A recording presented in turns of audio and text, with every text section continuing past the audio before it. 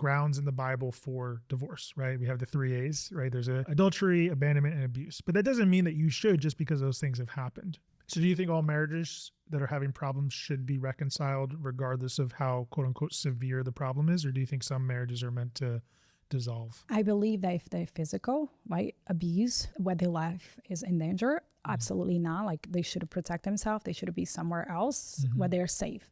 But I do believe if it just, some people say I have emotional, I'm married to a narcissist. And I'm like, stop labeling, stop acting like a victim, take accountability and do the work. And I think two things can be true. I think you can experience emotional abuse and you can also be part of the reason why the emotional abuse is I was the abuser, to be honest, in my marriage. That's why I'm like such a testimony, because I'm like, if I change, anybody can change. I watched that growing up from my parents. My mom got cheated on. It was a mess. And I brought those insecurities from their relationship into my marriage. How crazy is that? And it wasn't your fault. You just learned to expect that because that's what you experienced. That's what I watched as a little girl. So if daddy hurt mommy, he's hurting me too.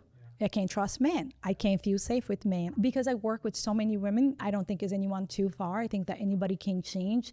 Obviously, they have to put in the work. But if the person is willing, and they are, God's working. God's working. Is it easy? But I think that it's worth to put in the work, because when I look back, it's like if you ask me and my husband, we'll tell you it was the best thing that ever happened to us. But it was painful. It was hurtful. It felt like it was never going to get to that place.